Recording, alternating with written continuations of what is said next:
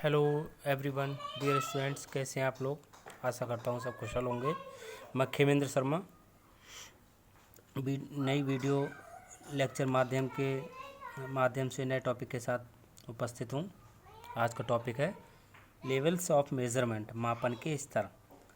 आप इनको कह सकते हैं मापन के स्तर या मापन के स्तर का पैमाना। ठीक है, ये जो हम लेवल्स की बात करते हैं, मापन के स्तर जो हैं, मेजरमेंट के लेवल्स हैं, वो चार हैं। इसके टाइप्स चार प्रकार हैं। नामित स्तर का मापन, नॉमिनल लेवल्स। नेक्स्ट कृमित स्तर का मापन, ऑर्डिनल लेवल या आंतरिक स्तर का मापन, इंटरवल लेवल। नेक्स्ट आनुपातिक स्तर का मापन, रेटियो लेवल। तो पहला है नामित स्तर का मापन या पैमाना। नामित मापन या मापनी को शाब्दिक या नामात्मक या वर्गीकरण मापनी भी कहते हैं। ठीक है, तो ये अपने नाम से खुद बता रहा है। इसके बारे में हम अगर बात करते हैं कि यह है क्या, तो जैसे मैं बताया, इसको नामित मापन भी कह सकते हैं। मापन इसका दूसरा नाम वर्गीकरण मापनी, ठीक है, या नामात्मक। आप नामात्मक मतलब है नामकरण।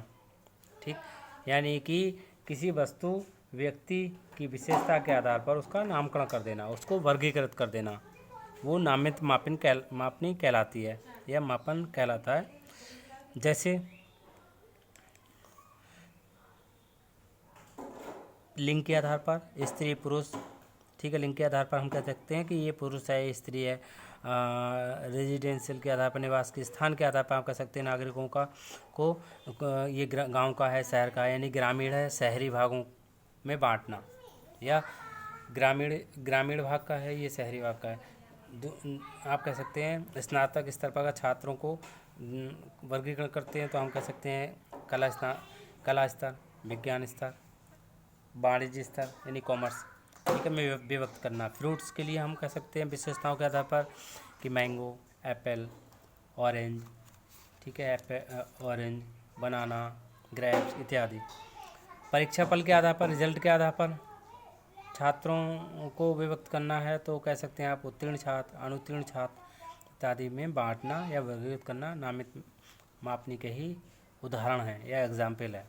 नेक्स्ट है कृमित स्तर का मापन, ऑर्डिनल लेवल। कृमित स्तर का मापन जो होता है, इसको हम कह सकते हैं कृमित मापनी को क्रम सूचक या कोटिकरण यानी रैंकिंग मापनी भी कहते हैं। तो ये अपने नाम से बता रहा है ये कौन सी मापनी है, यानी इसमें रैंक दी जाती है। ठीक,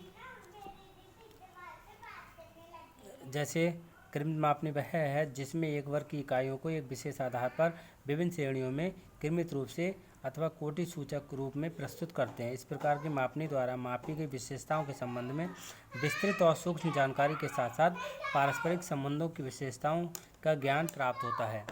इस प्रकार की मापनी से वस्तुओं या व्यक्तियों के गुणों को कम होने या अधिक होने का ज्ञान होता है। इस प्रकार की मापनी के एग्जाम्पल की अगर हम बात करें, तो जैसे समाज में व्यक्तियों को सामाजिक आर्थिक स्तर के आधार पर 3 वर्गों में विभाजित किया जाता है: उच्च वर्ग, मध्यम वर्ग, निम्न वर्ग। ऐसी किसी डिपार्टमेंट की अगर हम बात करें, मान लीजिए कॉलेज की बात करें, तो प्रिंसिपल, टीचर, ठीक है, फिर 4th क्लास, माली, ये सब। पुलिस विभाग की हम बात करें, inspector, sub inspector, head constable है। एक क्रम है, सिक्वेंस है। ऐसे छात्रों की योग्यता की अगर हम बात करें, योग्यता के आधार पर, तो प्रतिभाशाली छात्र यानी श्रेष्ठ छात्र, औसत छात्र, कमज़ोर छात्र, सामान्य छात्र का क्रम में विभाजन करना, ये कृमित स्तर के का मापन ही है। जो पहला है नामित स्तर का मापन, वो गुणात्मक मापन यानी क्वालिटेटिव जो मेजरमेंट आपने पढ़ा था चर, वो इसी स्तर का होता है। और कृमित स्तर का मापन है ऑर्डिनल, वो मात्रात्मक स्तर का है। नेक्स्ट हम बात करते हैं आंतरिक स्तर का मापन। आंतरिक स्तर का जो मापन है, ये क्या होता है, अपने नाम से ही बता रहा है, आंतरिक यानी अंतर होना। इस स्तर अथवा पैमाने के मापन में किसी वस्तु अथवा प्राणी के किसी गुण का मापन इकाई संख्याओं में किया जाता है। ऐसी इकाई संख्याओं में इनकी किन्हीं भी 2 लगातार इकाई संख्याओं के में समान अंतर होता है। जैसे छात्रों को उनकी किसी भी विषय परीक्षा में अंक आना 40, 38, 52, 64, 68, सही 45, इस तरीके से उनमें एक अंतर है, कोई ना कोई। जैसे किसी सब्जेक्ट में आ गया 40 है, दूसरे में 41 है, 38 है, 39 है, इनमें 1 का अंतर है, ठीक है। परंतु इस स्तर के मापन में गुण विहीनता को व्यक्त करने वाला शून्य जैसा कोई बिंदु नहीं होता है। एग्जाम्पल, जैसे किसी छात्र के किसी विषय की उपलब्धि के परीक्षण में 0 अंक आए तो इसका अर्थ ये नहीं है, जैसे कोई एग्ज़ाम हुआ, किसी बच्चे का किसी सब्जेक्ट में 0 आ गया, तो इस आप ये नहीं कह सकते उसको उसकी उपलब्धि 0 है।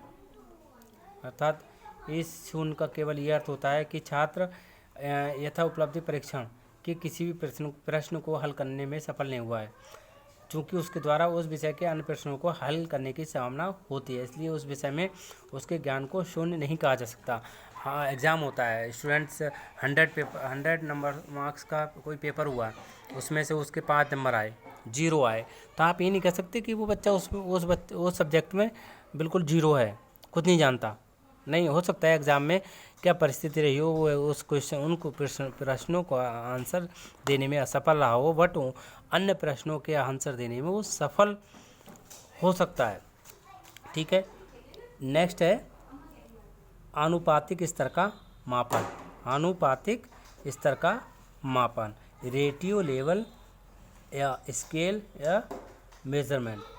तो इस स्तर के मापन में आंतरिक मापन के समस्त गुणों के साथ साथ वास्तविक शून्य की संकल्पना होती है।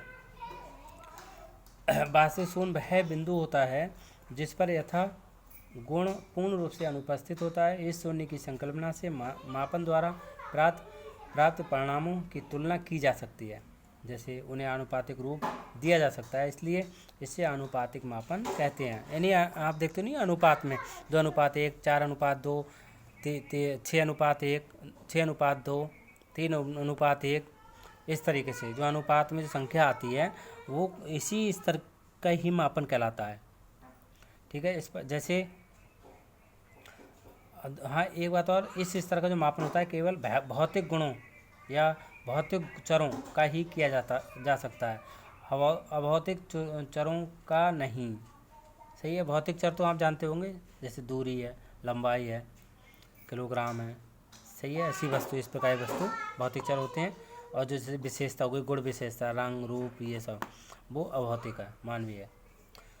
आप कह सकते हैं एग्जाम्पल, जैसे बुद्धि परीक्षा में राम की बुद्धि नहीं, एक एग्जाम्पल, यदि राम का भार 60 किलोग्राम है, यानी 60 kg है, और श्याम का भार वजन 20 किलोग्राम है, तो ये कहा जा सकता है कि उनके भारों में 3:1 का अनुपात है, ठीक है। तो इस तरीके से आनुपातिक जो अनुपात में जो रिजल्ट आता है, मापन किया जाता है अनुपातिक, वो आनुपातिक मापन कहलाता है, ठीक है छात्रों। ये क्लियर हो गया टॉपिक आज का। Thank you.